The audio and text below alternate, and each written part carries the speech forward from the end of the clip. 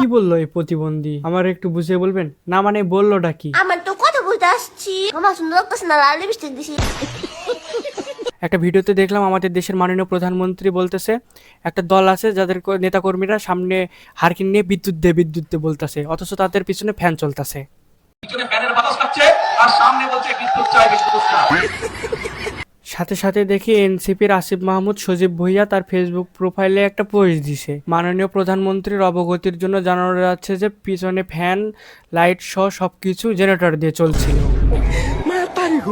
সেদিন দেখলাম আসিফ মাহমুদ তার ফেসবুক পেজে আর একটা পোস্ট দিছে, অথচ নির্বাচন দিলে সবকিছু ঠিক হয়ে যাওয়ার কথা ছিল।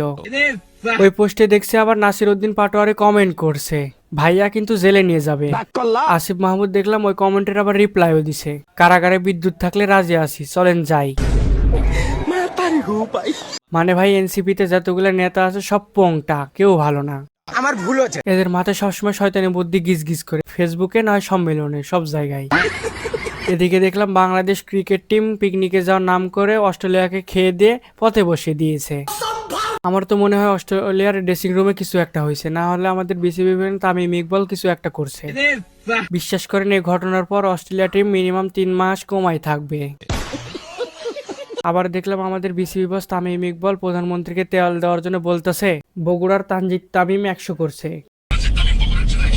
কিন্তু আমাদের প্রধানমন্ত্রীর সাথে সাথে তার মুখে ঝামা ঘষে দিয়ে বলছে তানজিদ তামিম শুধু বগুড়ার না, সারা বাংলাদেশের হয়ে খেলছে, সে বাংলাদেশকে রিপ্রেজেন্ট করছে। মানে একবারে খাড়ার উপরে বাঁশ। ওদিকে আবার দেখলাম ঢাকা 8 আসনের এমপি পদপ্রার্থী মেঘনা আলম বলতেছে নাসির উদ্দিন পাটোয়ারি রাজনীতি শিখতে আমার বাসায় আসতে চান। শেষ, নাসির উদ্দিন পাটোয়ারি একবারে শেষ, এবার যদি পুরোটা একবারে নষ্ট হয়ে যায়। মাহি আপার ট্রাক তো অনেক আগেই শেষ, এখন মেঘনা আলমের বাংলাদেশ। যাই হোক খালা, আপনাকে একটা ফ্রিতে পরামর্শ দিয়ে যাই, আর যাই করুন নাসির উদ্দিন পাটোয়ারির সঙ্গে লাগতে যায় না, সে প্রধানমন্ত্রীকে বলতে বাদ রাখে না। আপনি তো কোন ক্ষেতের মূল, যদি তারে বাসায় নেন কি থেকে কি হয়ে যাবে আপনি বুঝতেই পারবেন না। একটা হুজুরকে দেখলাম নায়িকার সাথে ছবি তুলতে পেরে কি পরিমাণ খুশি, ভাই রে ভাই, যা আপনাদের বলে বোঝাতে পারবো না। না মানে বেচারার কি কোনোভাবে নায়কটা হওয়ার ইচ্ছা ছিল নাকি? এটা কে রে ভাই, এটা কে? আর কি জন্মগত ভাবে এরকম সমস্যা, না নাকি আমি করতে করতে দিন চলে যাই?